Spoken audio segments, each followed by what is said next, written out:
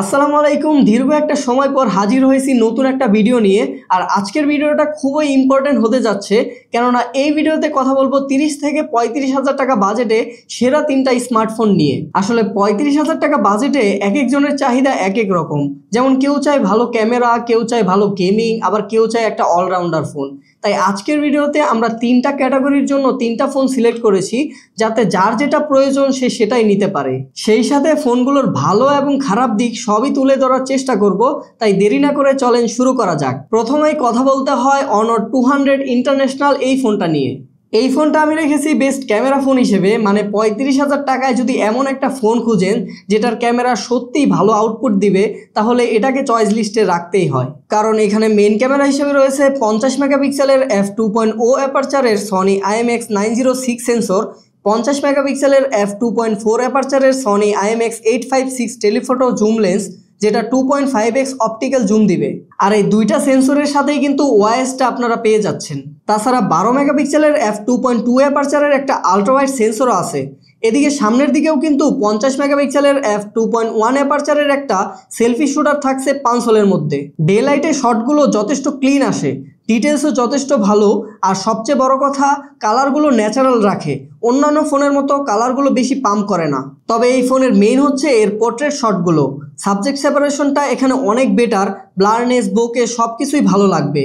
2.5x optical zoom থাকায় ডিটেলসও অসাধারণ পাওয়া যায়, তেমন কোনো স্মুদিংও নাই।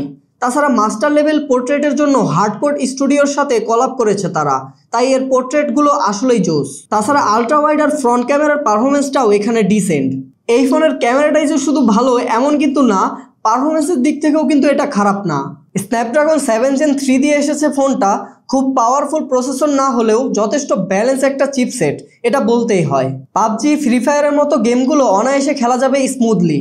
অন্যদিকে ডিসপ্লেটা কিন্তু 6.7 ইঞ্চি ওলেড ডিসপ্লে, সেই সাথে পাচ্ছেন 120 হার্জের রিফ্রেশ রেট। ব্যাটারিতে রয়েছে 5200 mAh এর ব্যাটারি আর 100 ওয়াটের ফাস্ট চার্জিং।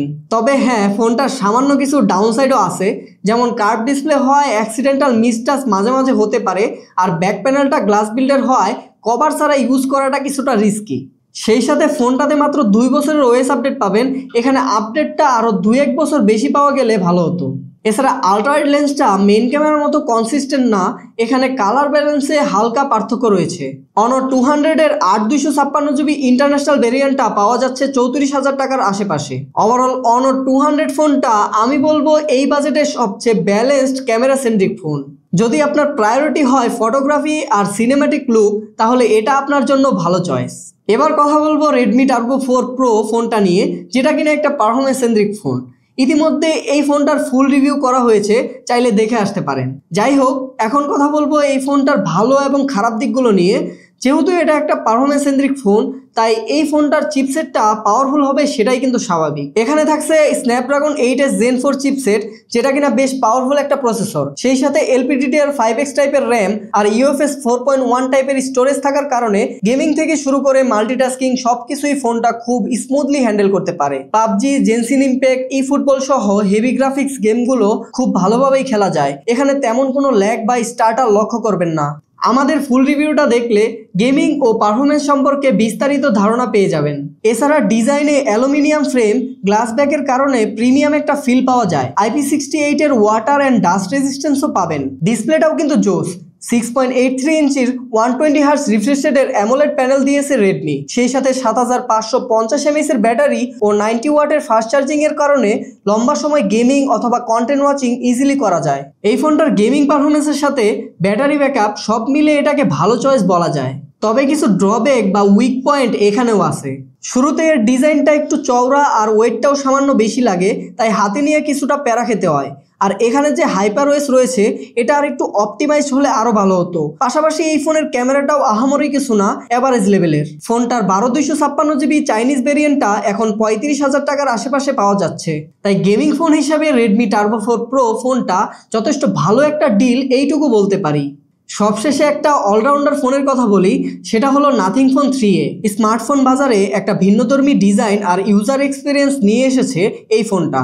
নাথিং ফোন 3 এর মেইন আকর্ষণ হলো এর ডিজাইন। ক্লিয়ার ব্যাক প্যানেল এবং গ্লিফ ইন্টারফেস ফোনটিকে একটা আলাদা লুক দেয়। গ্লিফ ইন্টারফেস কাস্টমাইজ করা যায় এবং বিভিন্ন নোটিফিকেশনের জন্য ব্যবহার করা যেতে পারে। তবে এই ডিজাইন অনেকের কাছে খুব বেশি এক্সপেরিমেন্টাল মনে হতে পারে, আবার কারো কারো কাছে এটা খুবই আকর্ষণীয় লাগে। ফোনটার একটা ভালো দিক এর 6.77 ইঞ্চির অ্যামোলেড ডিসপ্লে, যার রিফ্রেশ রেট 120 হার্টজ। ডিসপ্লেটি যথেষ্ট ব্রাইট এবং রিয়েলিস্টিক লেগেছিল আমার কাছে।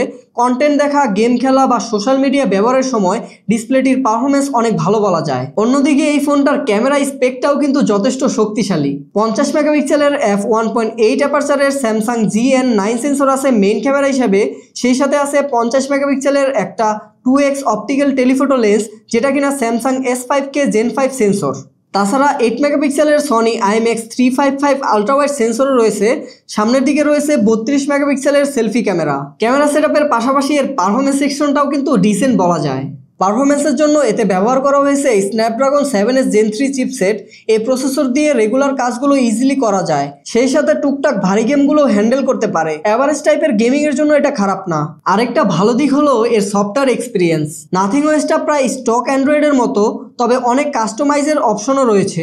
আর ভালো ব্যাপার হচ্ছে 3 বছরের ওএস আপডেটও পাবেন।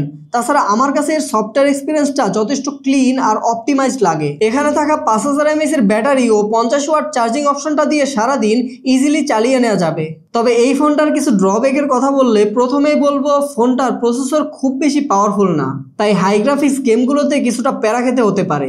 IP64 এর রেটিংটা আমার কাছে কিছুটা কম মনে হয়েছে। এখানে অ্যাটলিস্ট IP68 এর রেটিংটা দিলে ভালো হতো। আর বক্সের মধ্যেও কিন্তু চার্জার পাচ্ছেন না।